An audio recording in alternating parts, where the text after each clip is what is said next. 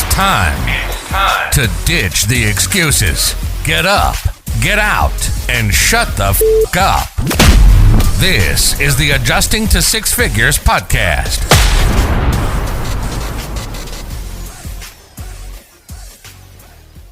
All right, everybody, welcome to the Claims Adjuster Success podcast by the Adjusting to Six Figures podcast. This podcast is dedicated to the members of the Claims Adjuster Success Network Facebook group.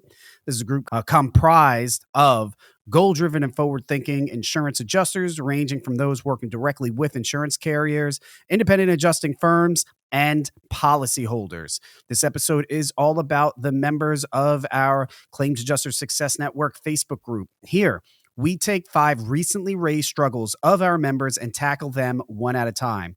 If you're an insurance adjuster that's struggling in our industry, go to facebook.com/successful adjusters, one word, become a member and let us know exactly what you are struggling with. One more time, go to facebook.com/successful adjusters, one word, become a member and let us know how we at Adjuster University can help you get to your next level. So let's get through it. 5 of this week's most painful topics for independent insurance adjusters that we found in our Success Network. And we're actually going to be talking about the Success Network a little bit more with one of these questions. So number 1, what specific training do I need to become an independent adjuster?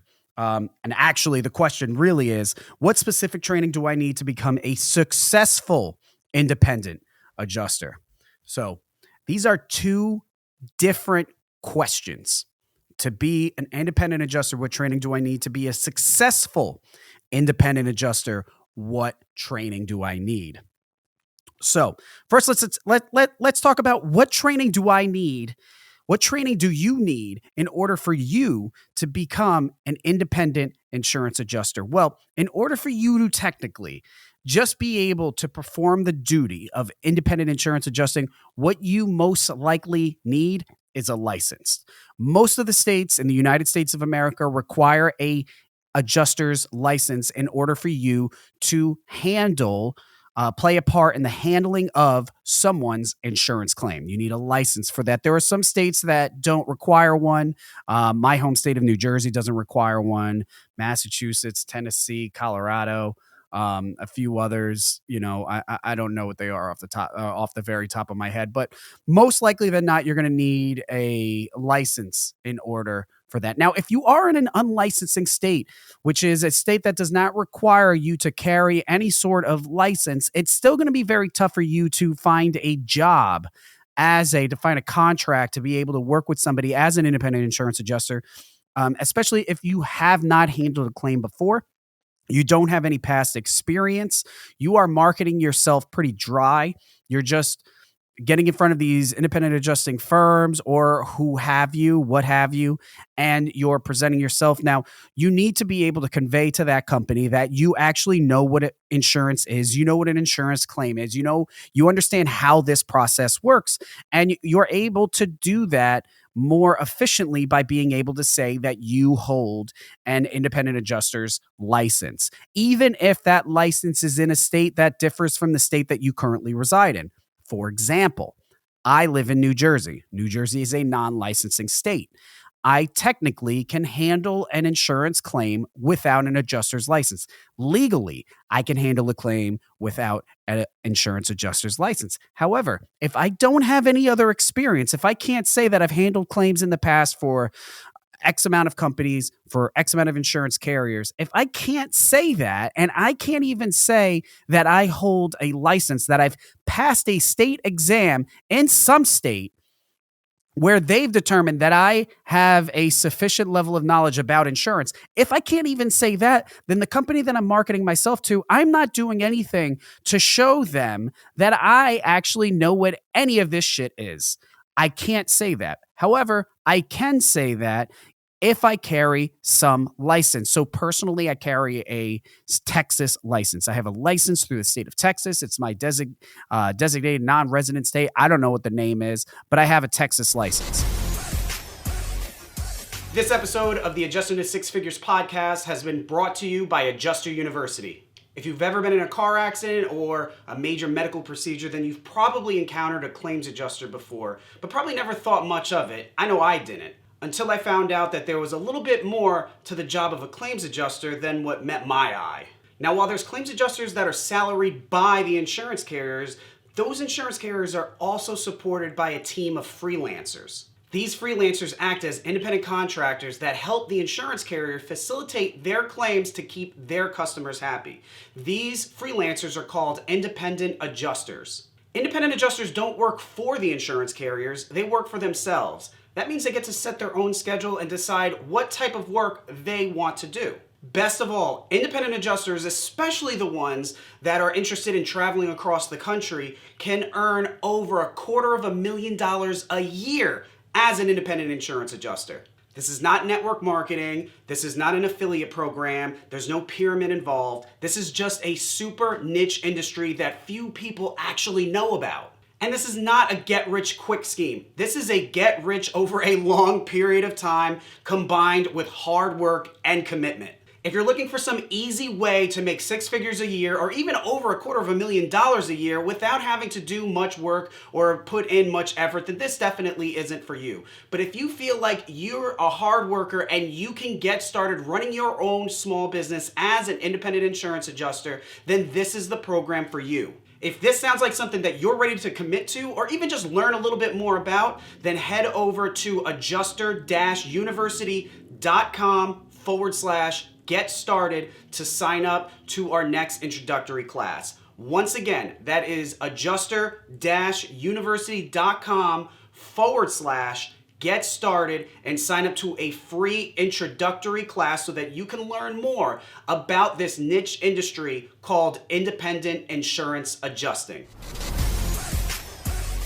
I've trained people in New Jersey that have been able to find work without holding any license whatsoever. But the only reason that they've been able to do that is because their experience is backed up through other companies that I've been able to get them teamed up with. So they actually have, so people that I've trained actually have experience working with other independent insurance adjustment companies, working with different insurance carriers. So they have that experience to piggyback off of. But without that experience, without getting an in like that, you need to be able to show somehow, some way that you understand the basic principles of insurance, and you can do that through a license. Now, so to specifically answer the question of what training do you need to become an independent insurance adjuster, you most likely than not need an insurance adjuster's license. Beyond that, technical training wise, it really depends on what you are looking to do. If you're like me, if you're looking to do property claims, homeowners insurance policies, commercial insurance policies, business owners policies, things like that. If that's what you're looking to do, then you need to study the subject matter that surrounds that. If you're looking to do auto, I don't do auto. I can't tell you the difference between a quarter paddle and a side panel. I don't know. I don't know about any of that stuff. So it wouldn't make any sense for me to begin learning the ins and outs of a vehicle and vehicle repair and how to appraise that stuff. I don't know anything about it. I never wanted to learn anything about it. I never wanted to go in that direction. So I never learned anything about it. I'm a property guy. That's what I do. So if you're like me and you want to be a property guy, what training do you need to be a successful independent insurance adjuster, specifically a successful property independent insurance adjuster? Well, you're going to need to know the subject matter.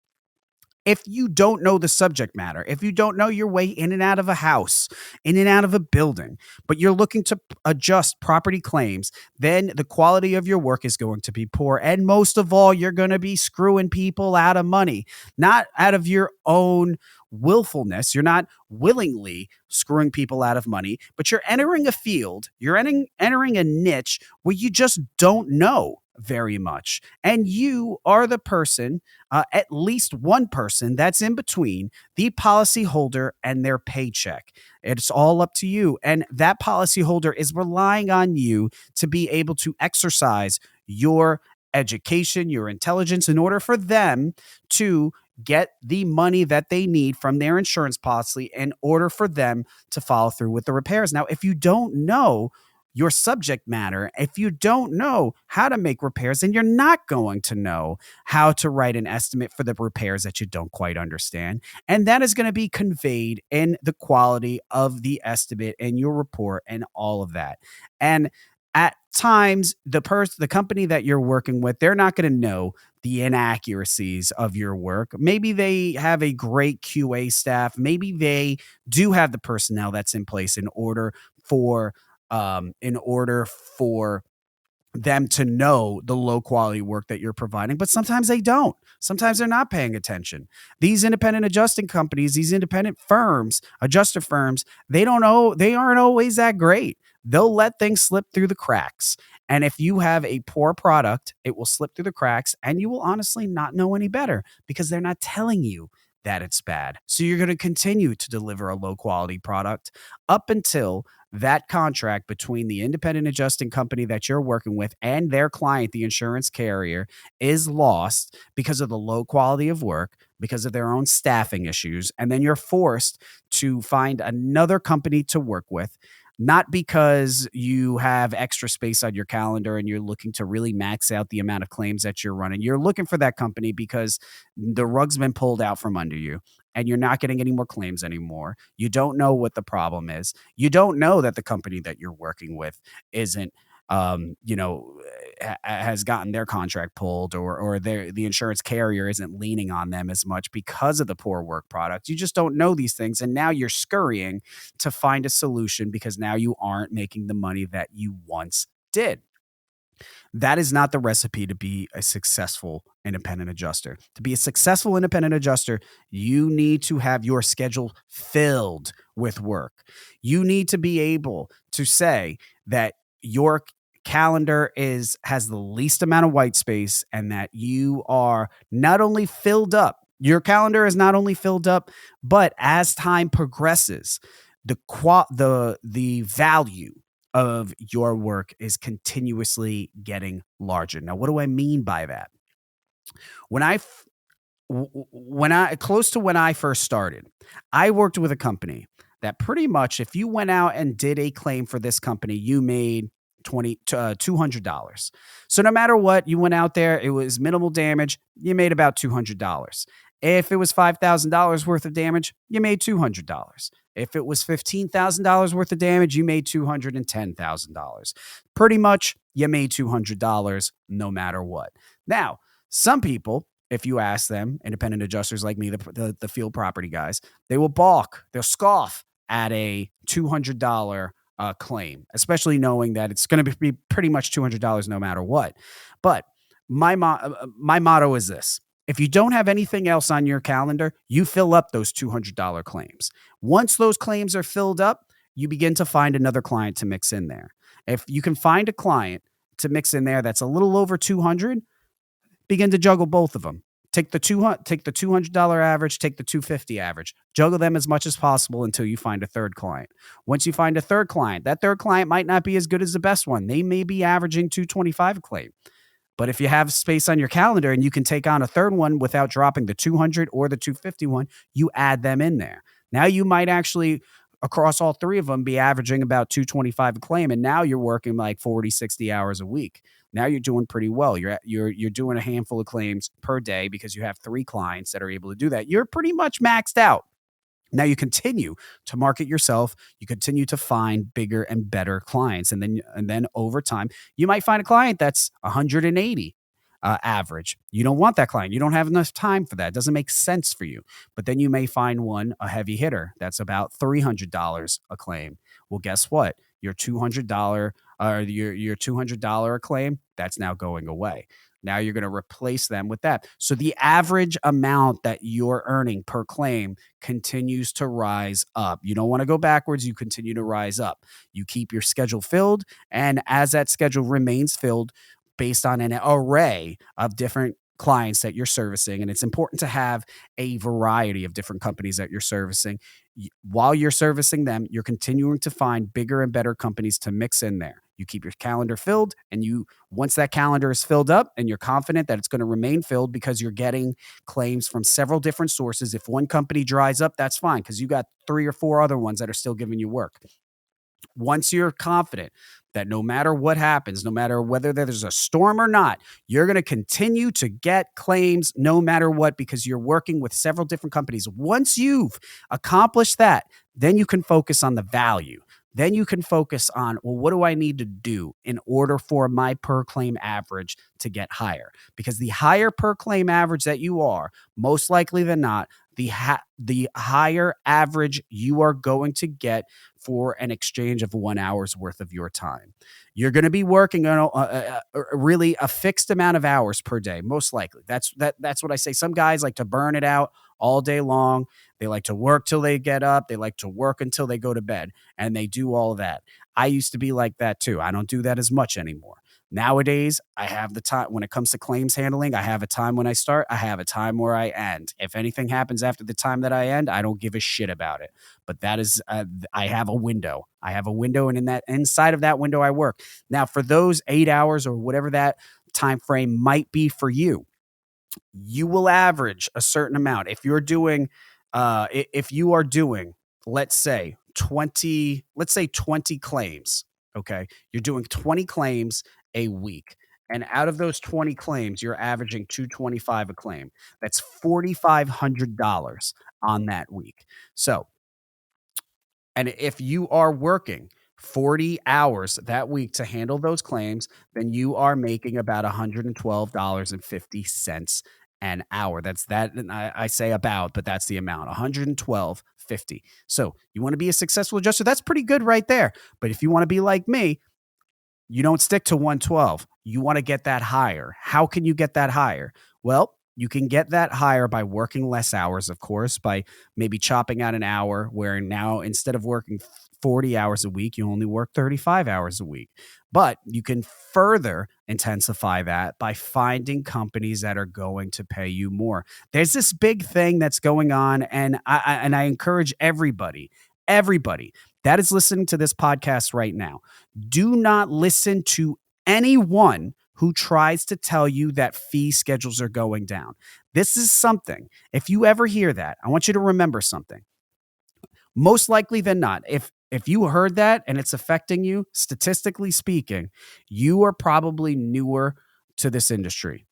And if that's the case, and by newer, I'm going to say less than 5 years. And I'll also say this.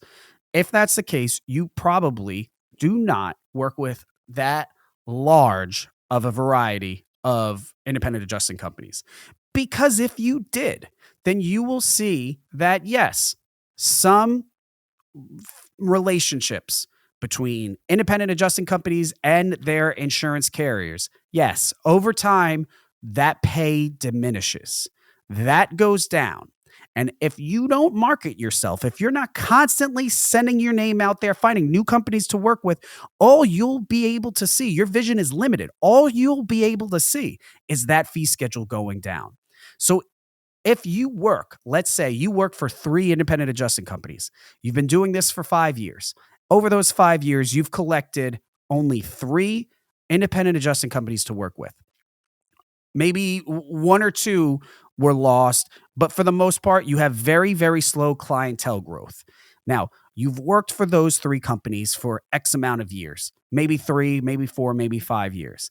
Over time, relationships change. They could grow, they can contract, right? So if they're contracting, then that fee schedule, the amount that the independent adjusting company and insurance carrier agreed to for compensation, that may be going down. The carrier might be demanding more.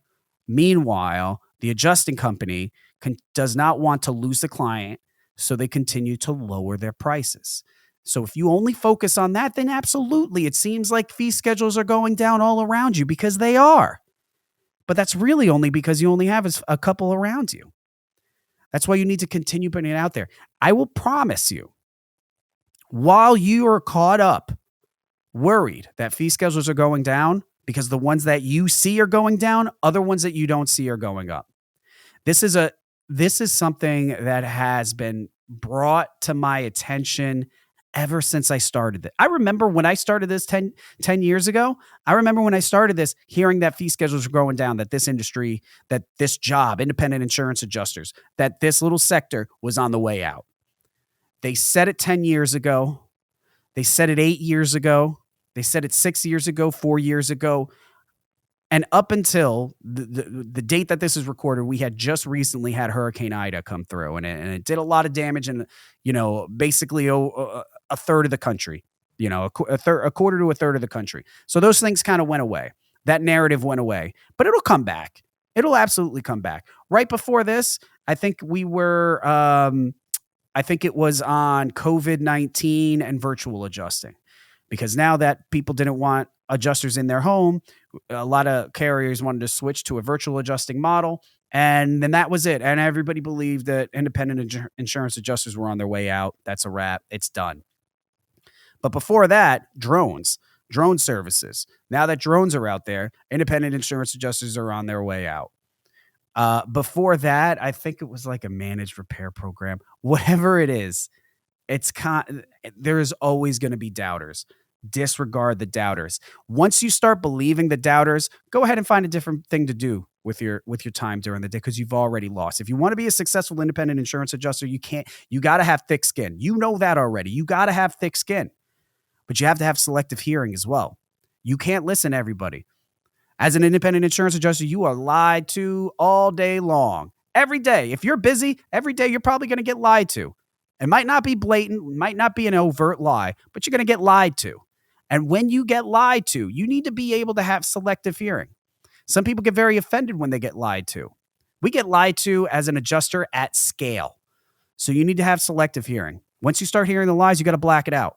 Now, I'm not just talking about the lies from a policyholder about how long that mold has been there. I'm talking about the lies that are spoken out by unsuccessful independent insurance adjusters. And there's no shortage of them out there. Once you start to hear about all the difficulties there are about being an insurance adjuster, or that how this industry is going down, you can't make the money that you used to be able to make, you might as well just get a job at Home Depot. Just block them out. Block them out, because those people, believe it or not, those people are in every single industry. Every industry where you can start a business, which is all of them, any industry where you can start a business, there will be failures. They will be business owners that failed to run their business. And I can tell you right now, and I think this is very reasonable to say, nobody had a failed business that truly understood how to be successful. Think about that. If they truly understood how to be successful in business, and then they became an independent insurance adjuster and failed, then we have something to talk about. But nobody that failed an independent insurance adjuster did so with a great background in business. They just don't get it. But if you got a great background in sales, if you got a great background in business, if you understand tenacity, if you understand willpower, if you understand how to get the job done and never give up, you're going to be a successful independent adjuster. It's just the bottom line. It's going to happen. So let's move on. I'm hammering that. So we know about the training. There's really not a whole lot of training that you really need. You need to be familiar with your subject matter. That's the most important thing. If you're living in a state that requires a license, you should get that license. Even if you're in a state that doesn't require a license, get the license anyway. So at least you understand how to do it, and that opens you up to travel. So what else? Where do I go to meet other independent insurance adjusters? Well, that's a tough one, because there's so few independent insurance adjusters out there. This podcast was created for the members of the Claims Adjuster Success Network Facebook group. So that's a virtual way that you can meet other insurance adjusters. I'll tell you this. When I first started independent adjusting, what was so difficult for me was that, unlike so many others, I didn't have anyone to bounce my ideas off of. I didn't have anybody for guidance. I didn't have anybody for advice. I found out about independent adjusting from a guy at a bar. You've heard this story before, I'm sure. I'm working behind a bar at a hotel we had a storm come through. We had catastrophe adjusters staying inside of the hotel. They'd come down after working for 12, 14, 15 hours. They come to the bar and they'd get lit and tell me about their day. And that's how ultimately I found out about that. Now, at this time, back in those days, there were no YouTubers talking about independent adjusting. There's still not that many today. There was no online training companies. I mean, there was Adjuster Pro where you can get your license, but that was it. Now, Adjuster Pro even, at least at that day, and I don't think much has changed since then, Adjuster Pro even, they weren't doing any outbound marketing. They weren't really taking that many steps to tell other people what independent insurance adjusters is, what an independent insurance adjuster is. They're not going out there and raising awareness about this. They're simply there so that when someone found out, they did some Google research or whatever, and then they landed on Adjuster Pro to get their license. And they do well with that. But what that tells you is that unless you know someone, you're probably not going to figure out about independent insurance adjusters. If you've had a car accident, you might know about claims adjusters and assume that they probably make like $50 a year, something like that. They got a company car, Jake from State Farm, but you don't know about independent. You don't know about the freelance insurance adjusters, and you certainly don't know about how much money they make. So back in those days, it was very difficult to find somebody else that did this sort of thing. And it's not too much different now. There's virtual ways you can do that. There's tons of Facebook groups. Now, what I used to do, I used to hold meetups, adjuster meetups. Used to go on meetup.com. Now, even to this day, I don't think that other people do that.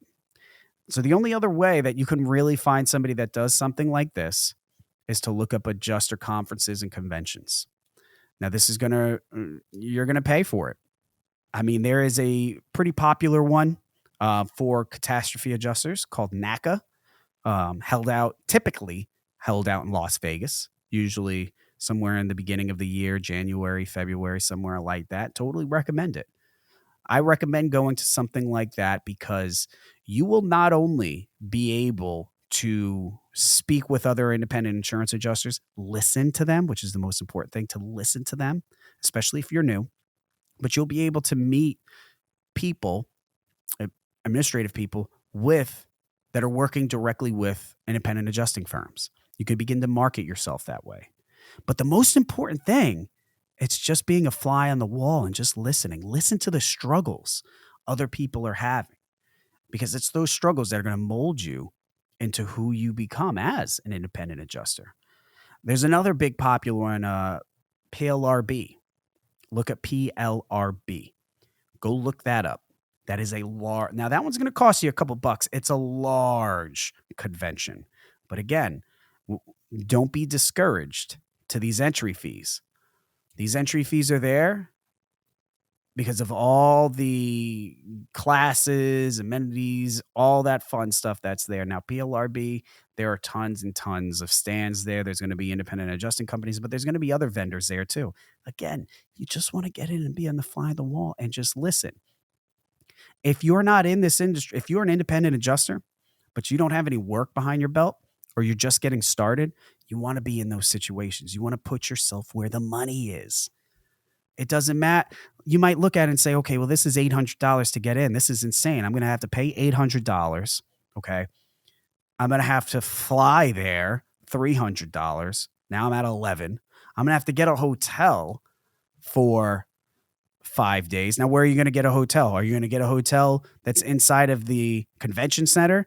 That's going to cost you $800, or are you going to get a hotel that's way off in the suburbs, an Airbnb for $50 a night?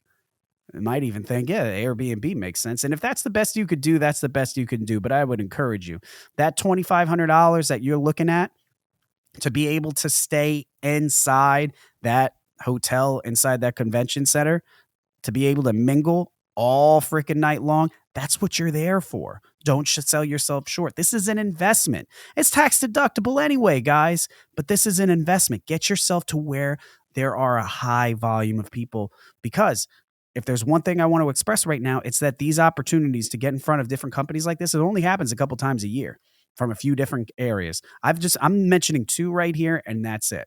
But once you're there, stay there. Here's a pro tip for you. You really wanna do better? Host a private party at one of these places. If you go to a place like NACA, you got it's in Vegas usually. You got tons of hotels there. If they're staying at the Flamingo, guess what? Go get a room at the Flamingo. And for one night, just one night, get the penthouse. Get some drinks, get some chips, all that stuff. Go to a local print shop. Start printing things out. Hey, text this number, private party, and start handing these things out. Next thing you know, you're in a room, and this is going to cost you money. This is absolutely going to cost you money.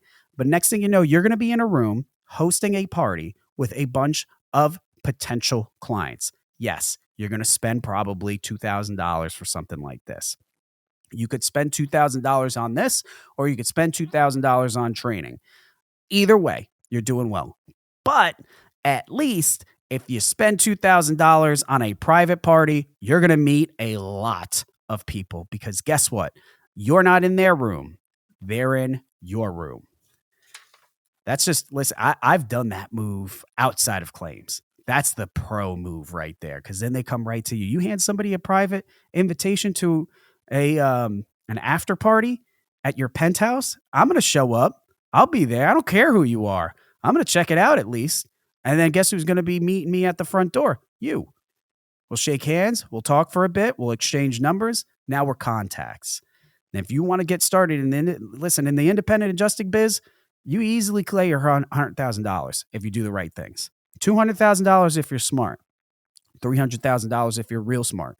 With an upside of $300,000, that could potentially, you make that for a decade, 2 decades, 3 decades. For the upside potential like that, are you going to put $1,500, $2,000, even $2,500? Are you going to hold that cost? Are you going to say that that's too much? Come on now. What else do we got? How long? Here's a big question. How long do deployments last? Now, by deployments, obviously, we're talking about catastrophe deployments. How long do catastrophe deployments last? Listen, it is such a common question. Why do people ask this question? They ask this question because they want to know what they're in for, right? If you go out on a cat deployment, does that mean you're going to be gone for a couple weeks, a couple months, a year, a couple years? People just don't know. So how long do they really last? Well, it depends how freaking good you are. Let's be honest here.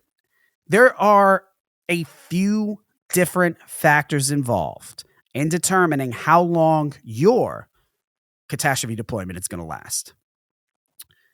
Let's talk about the external factors. These are factors that have nothing to do with you. You're probably working for an independent adjusting company. That independent adjusting company is working for an insurance carrier or some entity. There's a contract involved, and they are fulfilling that contract. And in order for them to fulfill that contract, they are contracting out people like you, independents, freelancers, 1099s, independent contractors. They're looking for you. Now, your deployment with that one company is only as good as the contract between your client and their client. If that contract is terminated, if it's pulled, if things aren't going so well and they pull the plug on the whole thing, they pull the plug on you as well. It doesn't matter how great of a performer you were. If you're surrounded by garbage, they may pull the plug on that, then your deployment's over. When would that deployment end? There's no way to tell. That could be a couple weeks in. That could be that could be months in. Also, what is the deployment for? Now, it could be a massive hurricane that hit Florida and wiped out. Hurricane Irma basically hit all of Florida, or it could be a focused little tiny area. It depends on the size of the storm. Now, I'll say that, but I'll also say this.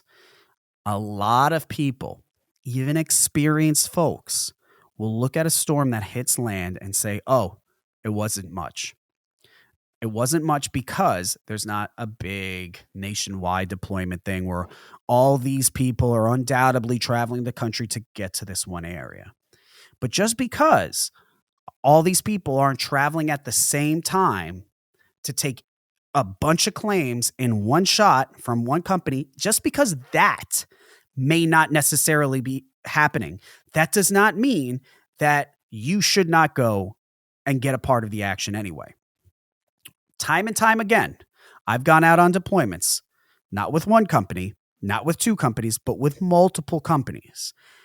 And those companies combined together will give me the same volume that I would have if it were some massive catastrophe event where you can go to one company and they'll give you 100 claims just on arrival or soon as you leave your house. It's very much possible. If a hurricane hits land, category 1, if it hits Florida, it's not going to be a massive event because there's not going to be that many claims from it. Now, when I say not that many claims, what I'm talking about could be 10,000, 20,000, a low number like that, which will not trigger some massive catastrophe deployment, but is more claims than you could ever possibly handle in a month. And that's what you want to be a part of.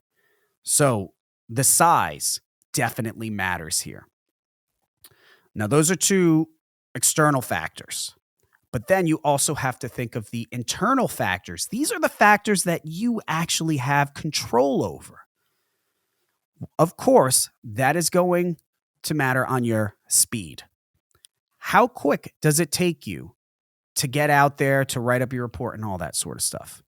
Now, these independent adjusting companies, most of the time, are graded based on their performance. You could understand that, right? They're graded by their clients. Their client, the insurance company, does not want to continue a relationship with one of their vendors if the vendor is constantly underperforming. So they keep an eye on the metrics. How long does it take that company to have one of their people contact one of their customers? How long does it take that company to have one of their people get out and inspect for damage? After that's inspected, how long does it take them to return the file? These are metrics that the insurance carrier are always looking at. You want to be on the right side of that, right? You don't want to be the person that's dragging those statistics down. If you begin to drag those statistics down, they're going to find you. All this stuff is tracked. And if you find yourself at the bottom, guess who's going to be the first to go? You. Because by you leaving, it increases their statistics and they begin to look better. So you don't want to be at the bad side of that. You don't want to be at the wrong side of that. So you need to be able to have speed. You need to be able to turn things around, but you don't want to have too much speed so that it negatively affects the quality of your work. Now, I've said this once before, and it's a shame that I'm saying it at all, but speed trumps quality. It's a shame. In a catastrophe situation, speed trumps quality. I don't believe that that's fair. I don't believe it's right. It's awful. However, undoubtedly, an independent adjusting company will ask you to hurry up. They will ask you to work faster. And they won't willfully tell you to sacrifice quality. They certainly wouldn't tell you to do that. But it will be a subtle suggestion that unless you want to have them continuing to hammer you with emails, phone calls on a file, unless you want that to happen, you better get that thing in. So I say that to offer a compromise. Don't accept more work than you can handle and return within a timeline that's acceptable by your client. Once you do that, if you tell them, listen, I can't handle the amount of assignments you've sent me. I can't handle them and return them to you within your desired timeline. I will be falling behind. If you're okay with that, I'll continue to handle these assignments. If you're not okay with that, I would encourage you to take these back. Now, they won't remember you giving assignments back to them when they need to make cuts. Because when they need to make cuts, when they need to send people home, here's what they're going to be looking at. They're going to be looking at the people that are driving their numbers down. They're not going to be looking at people who made a responsible decision. They're going to be looking at the people who made irresponsible decisions and are negatively affecting their company. So you don't want to be that person. You want to be there for the long haul, right? Don't be that person. You need to know ahead of time how much you can handle. And if you don't know how much work you can handle, start off very slow. If they offer you 100, if you're going out to your first catastrophe deployment and they offer you, if you're doing field property and they offer you 100 claims, take 50, take 25, take a small amount because you're only going to be inspecting 1 or 2 a day. You need to be able to stretch that thing out until you see that you're getting better at what you're doing. Then you can take on more.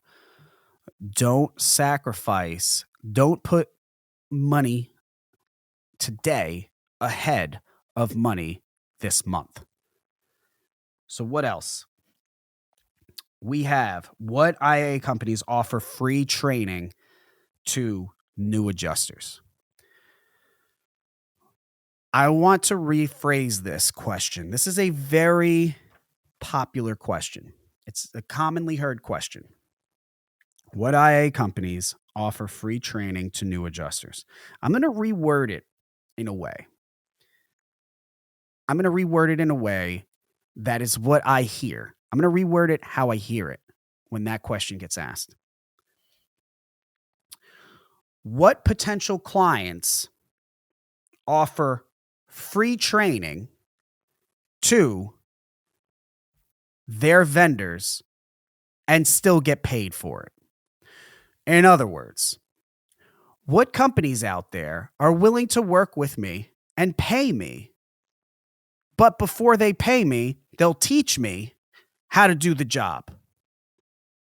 Now, they'll do that at McDonald's. There's plenty of places that will do that to an employee, W-2 employee. And admittingly, there are companies out there for independent adjusters that will train you the way they want you to be trained. But we are service providers. We sell adjusting companies on the services that we provide.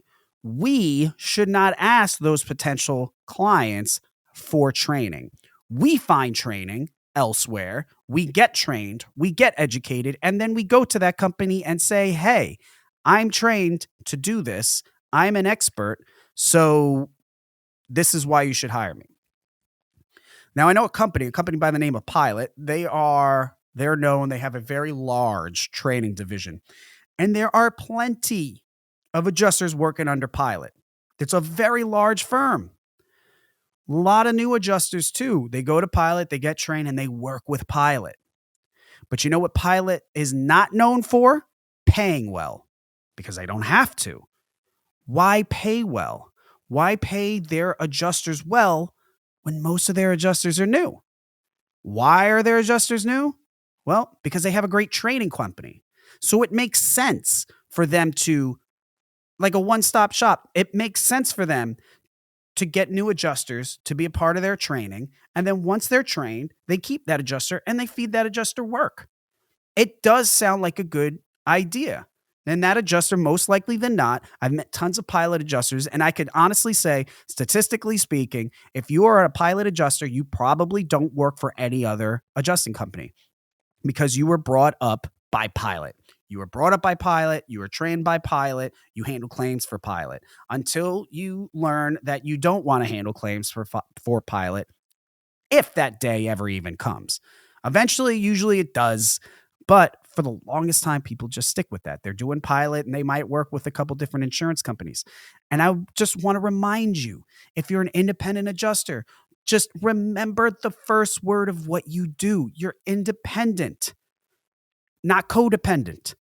If you were trained by a company and you did work for that company and you continue to work for that company and you don't work for any other company, you're not an independent. You're paid as an independent contractor, but you are not truly an independent. You're codependent. Because if Pilot or whatever the company is, I don't want to make this all about Pilot, but whatever the company is, if you continue to work with them and you don't work with anybody else, you're codependent. If they decide to pull the plug on you, to pull out the rug from under your feet, you are on your ass. You're on your ass because, again, you were never an independent. You were a 1099 independent contractor, and you did the work of an employee, and you had none, I repeat, none of the security that an employee would have. You got played, and you got played not by Pilot, not by the insurance adjusting company. You got played by yourself because you didn't understand what your job actually was the entire time. Are there companies that train independent adjusters? Absolutely. There's more than just Pilot. Pilot's just a big one. Now, should you be worried about those companies? Absolutely not. I do not recommend you ever going to a training company that is going to ultimately be your client.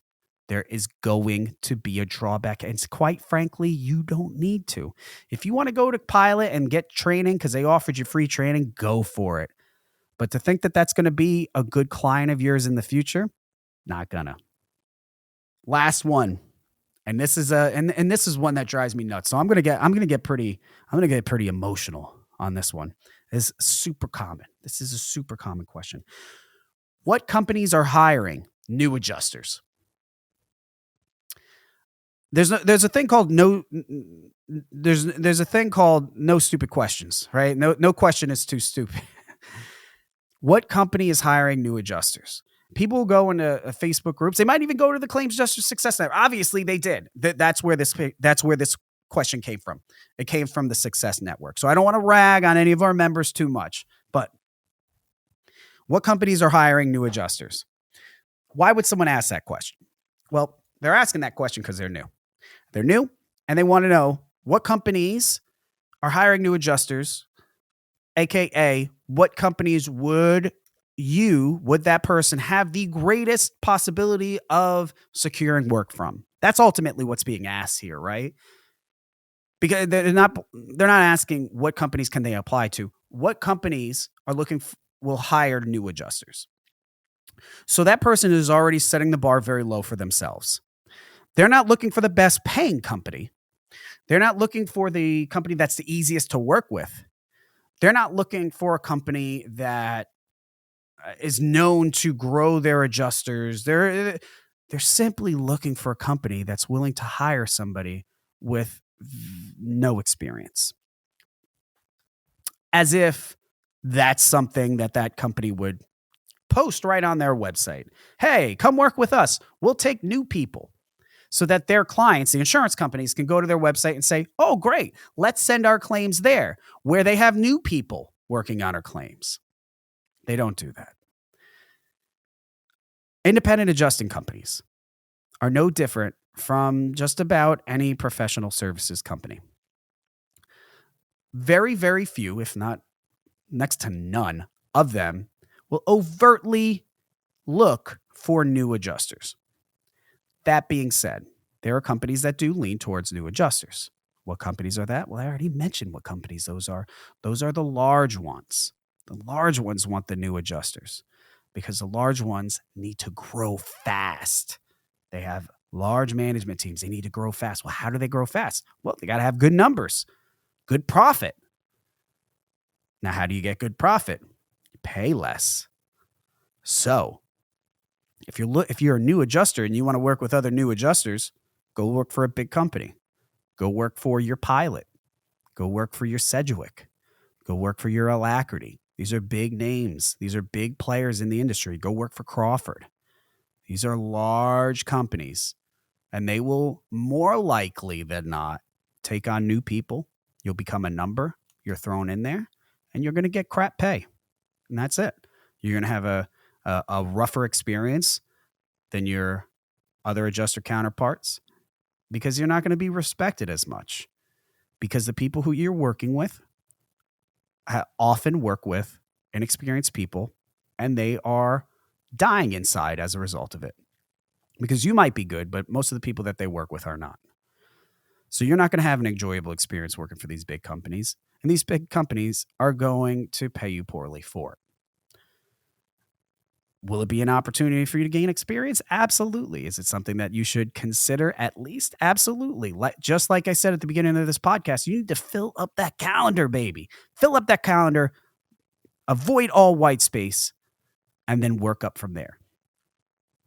But to specifically answer this question, what companies hire new adjusters? All of them. Every independent adjusting company hires new adjusters, some more than others, but they all do. Now, you might come back and say, well, wait a minute. I saw ads online and it said like all these companies, all these smaller companies that you didn't mention in the podcast, they all put up ads and they all say experience is required. Of course. Why wouldn't you put that up there? It's 2 words to elevate the quality of the applicants. Of course, you're going to put that up there. But guess what? They still hire new adjusters every day. If they hire a new adjuster, they're hiring a new adjuster out of necessity, and they will do that. If they are in a position where they will lose money, they will hire a new adjuster, and they will hope for the best. Almost 100% of the time. The problem is that most new adjusters are new business owners as well, and they don't have that much tenacity. So they see those 2 words, experience required, and they say, oh, pack up your bags, can't apply there. Who's hiring new adjusters? AKA, who has their bar set super low so we could go there and expect a quality experience? Every company is hiring new adjusters, regardless of what they say, regardless of the mask, regardless of what outward appearance that company has. Everyone will hire a new adjuster if it appears that that new adjuster is going to have a positive impact on their business. Mic drop, full stop. And that is what you need to remember before you apply to these companies. And it doesn't even matter what level of experience you have. If you want to have a high conversion rate, if you want to be getting phone calls constantly asking if you're available for work, regardless of what time of the year it is, regardless of what the name of the company is, then you need to have your reputation of having a positive impact on the company that you work with, period. That's it. So guys, I hope everybody enjoyed this week's episode of the Claims Adjuster Success podcast. Again, if you are struggling, if you're tuning into this and you're not familiar with our Facebook group, jump on over to the Claims Adjusters Success Network on Facebook. That is facebook.com/successful adjusters. That's one word. Facebook.com/successful adjusters. Become a member. Introduce yourself to the group. Join our elite collection of forward-thinking, super positive, independent insurance adjusters and other folks. And guys, I'll catch you on the next episode.